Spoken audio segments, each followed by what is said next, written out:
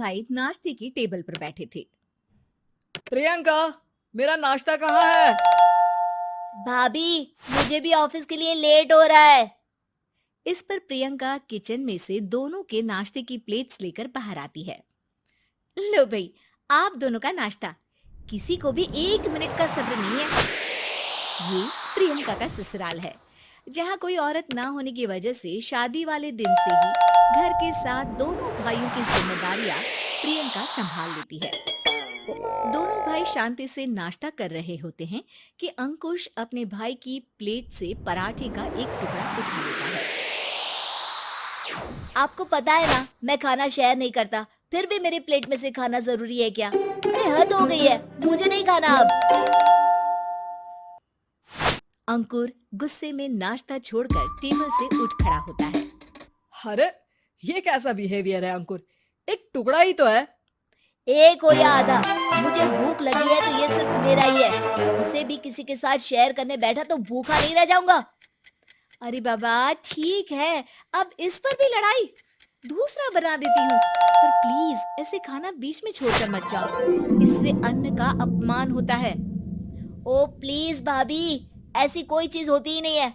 आपके पास पैसे हैं, खरीदो और खाओ। अगर नहीं खाया जाए तो फेंक दो। अरे दुनिया में सब यही करते हैं।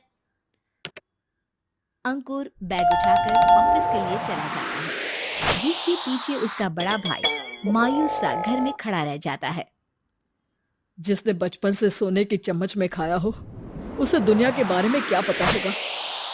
वैसे गलती तो हमारी ही है।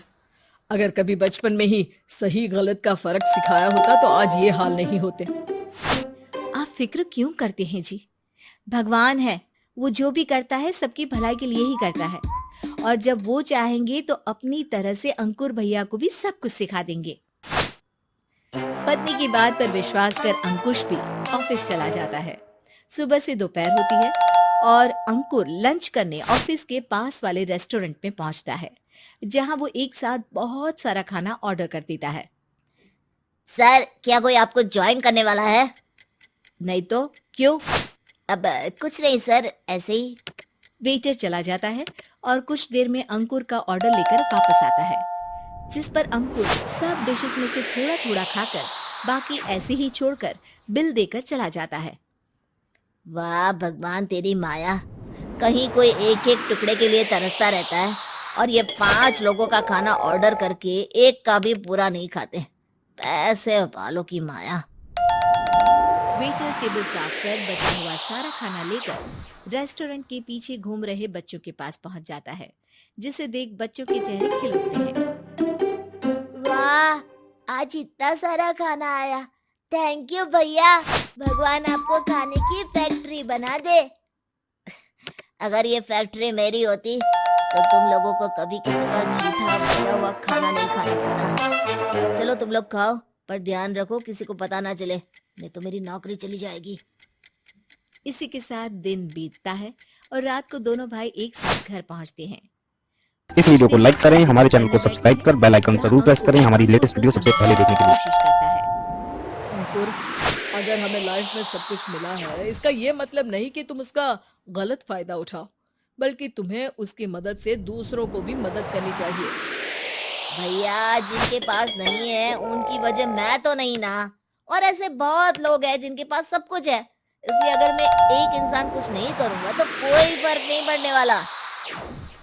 तुम्हारे भैया बस एक चीज समझाना चाहते हैं कि जिस चीज की हमारे पास कमी नहीं है, उसे बर्बाद करने से अच्छा है कि लोगों के साथ शेयर करें। इससे हम सिर्फ सामान नहीं, खुशियां भी बांटते हैं, और इसमें तुम्हारा ज्यादा कुछ तो जाएगा नहीं। भैया भाभी की बात सुन अंकुर कुछ बोले बिना उठकर चला जाता है। इसी तरह दिन बीतते रहते हैं, जिसमें अंकुश और प्रियंका कोशिश तो बहुत करते हैं, पर अंकुर पर किसी भी चीज का कोई असर नहीं पड़ता। एक दोपहर अंकुर सैंडविच खाते हुए सड़क के किनारे चल रहा होता है। तभी उसकी नजर आइसक्रीम वाले पर पड़ती है और वो सैंडविच सड़क किनारे फेंक आइसक्रीम खरीदने पहुंच जाता है। अब इसे कहते हैं जिंदगी का सुख। जैसे ही अंकुर आइसक्रीम लेकर पीछे मुड़ता है तो एक आदमी को सड़क से वही सैंडविच उठाते हुए देखता है। वो आदमी बहुत कमजोर, गरीब, जैसे बहुत दिनों से खाना ना खाया हो वैसा लग रहा था। अंकुर उसके पास जाकर खड़ा हो जाता है। उसे देखकर आदमी सैंडविच अंकुर की तरफ कर देता है। आपको भी खाना है क्या? क्या हम इसे आधा आधा कर ले? मुझे बहुत भूख लगी है।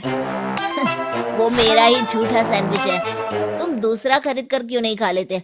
इसे क्यों खा रहे हो? अरे भैया, अगर खरीदने के पैसे होते तो 4 दिन से भूखा नहीं घूम रहा होता। हैं? क्या तुमने 4 दिन से कुछ नहीं खाया, फिर भी इस आधे सैंडविच को मेरे साथ बांटने के लिए तैयार हो गए? क्यों? अरे भैया, पैसा नहीं है तो क्या हुआ, इंसानियत आज भी उतनी महंगी नहीं हुई और ना ही उस पर अमीर गरीब का टैग लगा है जो हम उसे रख ना सके। पर अफसोस, आजकल लोगों के अंदर पोषण, खून या विटामिन से ज्यादा इंसानियत की कमी होने लगी है।